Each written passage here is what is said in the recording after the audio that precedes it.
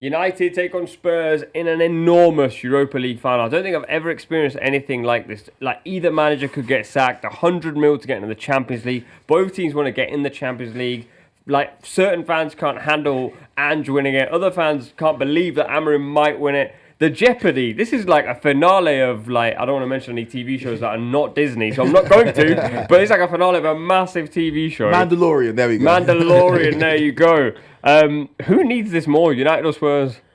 I think manager-wise, I think that Tottenham need it more. I think Ange Postecoglou is on thinner ice because he's been at Tottenham for a longer period of time. I think Ruben Amorim stays on regardless. So from the manager's perspective, I would say that Ange Postecoglou needs it more.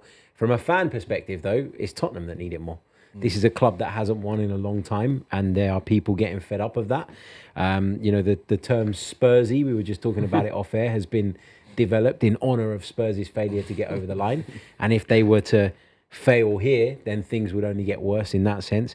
So I think it's an interesting one. I think depending on what lens you look at it from, you can make the argument for either side, really.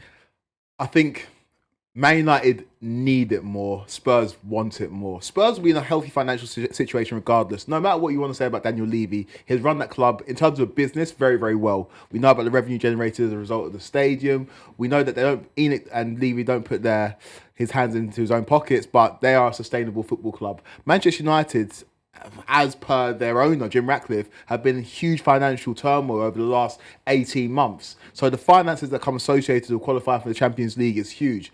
I almost think the trophy is a byproduct for Manchester United. I've been slated on so many platforms for saying I don't care about the Europa League. and I don't. The Chelsea fans who saw my team win the Champions League 4 years ago, but that's my own battle. In terms of Manchester United, they're not going to parade this trophy around Manchester. They're going to tuck it away and say, thank you for thank you for covering up the cracks for a bad season, and let's get into the Champions League and we enjoy all the benefits that come with that in terms of finances. And so I do believe that Spurs want it more, Man United need it more, but for the neutral, whatever team you support, that's not Man United or Spurs, it's going to be a generational hate watch. Yeah. It's going to be absolutely incredible. There are so many football fans. If you're an Arsenal fan, you can't see Spurs win the trophy, especially after crashing out of the Champions League. If you're a City fan, you want to see Man United lose. If you're a Liverpool fan, you want to see Man United lose. If you're a kid in the 90s, you want to see Man United lose. And so I just can't wait for it, man. I know there's so much noise about should these two teams even be in this competition, but they're here, they're in the final, so much jeopardy. Let's get it. Mate, it's utter madness because 16th meets 17th in the Premier League in a game that could take them to the Champions League next season. We did a separate video on whether United could even handle being there. But United have won more trophies, as you very rightly said. How much do you think history and mentality plays a part? Like, because in reality, these are a completely different 11 to, well, not actually, Manchester United have a very similar 11 for the last few years that have won trophies. But Spurs are a completely different 11 to the ones that have been tarnished by this sort of like Spursy tag. How much do you think it bothers players? I think the point that you made there is key, because if you're talking about the clubs and the aura of the clubs and the history of the clubs, then it's not even a competition. Manchester United have been serial winners over the years. Tottenham Hotspur haven't. But the other thing that Man United have in their favour is that, as you said, some of that group have won things recently. And I know you're talking about League Cups and FA Cups, but I would say the Europa League is on par with those nowadays, especially. So, there's no reason why United shouldn't have a bit of an advantage here.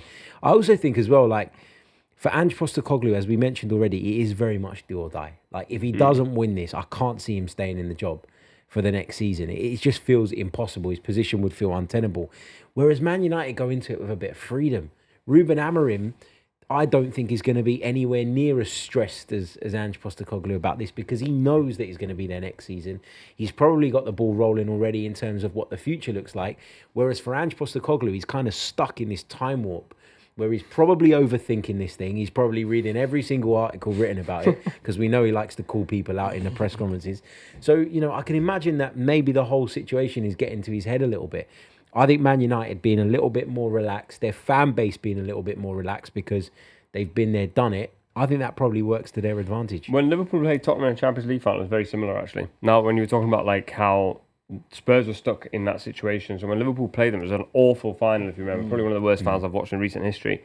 But Liverpool won purely because they had a feeling that they could win the game and win a trophy. Spurs just couldn't get going. Yeah, that game was done pretty early. Dubious handball. We'll 100%. Even I'll give you we'll that. let that one slide. Even I'll give you when that. you talk about Man United players being there and done it and won trophies recently, but also in the stadium, they've been to San Mamés already. They got probably their best win this season against Bilbao in the semi-final. So they're comfortable with the environment. Whereas Spurs, I'm listening to fans talking about their travel to Bilbao. This is absolutely massive for them. Manchester United is huge, right? For fans, it's European away, but these are fans, some of them that remember winning the Champions League. For Spurs fans, the most recent success is the 2008 League Cup final. So this is absolutely everything for Tottenham Hotspur. And like Harry mentioned, it will just maybe feel a little bit more tense for them in terms of the game. If they go 1-0 down, it will feel like, oh no, it's happening again. Whereas Manchester United have just shown, not just this season in terms of the Europa League, again, the comeback against Lyon,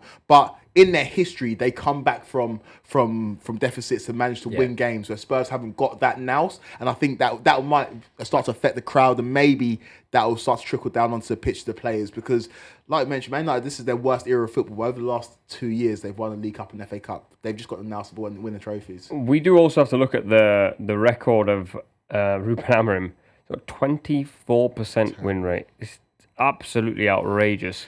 Yeah, we said it in another video. I think that Ruben Amorim will be there next season and should be there next season because he wasn't hired to produce instantly. We knew that it was a project thing, right? But that doesn't completely paper over the fact that actually his team have got worse. And that has happened on his watch.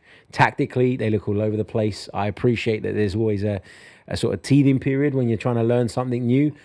But my God, this is a long teething period. It's been going on for ages. They get progressively worse. Half the players still don't understand the system as far as I can see. And that would worry me if I was a United fan. I wasn't expecting him to come in and completely turn the tide. But there had to be something. There needed to be something that as a United fan you looked at and went, okay, we're not quite there yet, but I get it. I like this. Other than Bruno Fernandes, there is nothing to like about this Manchester United team. And I think, I think he's in a real difficult position. They've also failed to beat Spurs in the last 6, which I think is, I don't know. In fact, actually, no, I think I know what you think about this. Have you not previously said a few times that form goes out the window in finals? Yeah, it does. It does. So do you think Spurs are going to be looking at the previous fixtures against United going like, we've got something Spurs might look to that for solace, especially because a lot of those victories came under Ange. But Manchester United won't be looking at the games in like the League Cup this season as a reason why they can't beat Spurs. Man United will taking this game for its own merits in terms of this is a Spurs team that we know what they do well, we know what they don't do well. They're missing a few key players, and we know what we can do.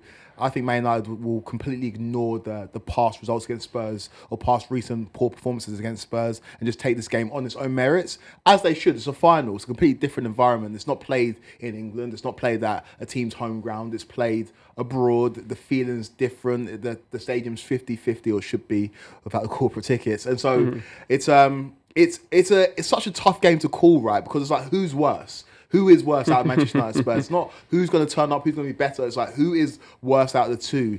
And when you just look at some of the performances of Spurs recently in the league, they just don't have a backbone.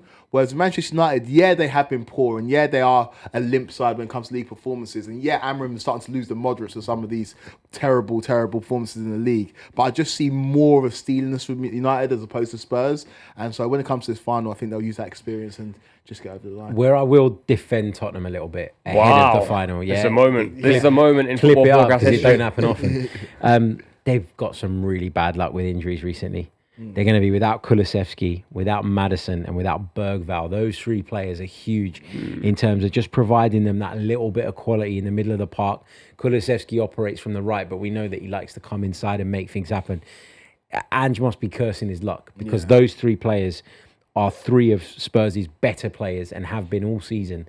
And I think he's desperately unlucky that he's going to be without those players.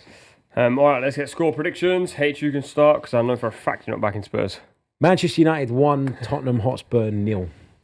If you've watched the other videos we've been doing, he said 1-0 in the FA Cup final. Did he say 1-0 in another game as well?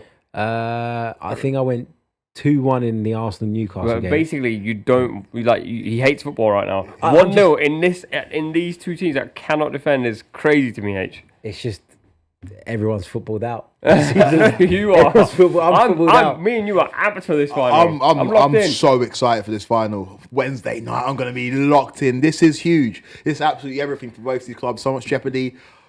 I think United will win. I think Spurs will concede goals because that's who they are, mate. I think that's the last time we'll see that man on the touchline for Spurs. And it's been a roller coaster with Postecoglou. It's been fun, but I think Wednesday night will be the last night of him being the Spurs manager. I think Manchester United win that game 3-2. If it is his last night as Spurs manager, I don't think we'll get another Premier League job, which will be sad. And therefore, I'd love for him to win it. But I just think Bruno Fernandes tax, man. Like, in a final, random free kick, deflected goal, penalty. Like, he's that guy. And Spurs' player that maybe could do that is Kulusevski, and he's not fit. So I will go United 2-1 in extra time. I'd add that in my 1-0 prediction, it's a Harry Maguire header. Wow. For Man United at the back post.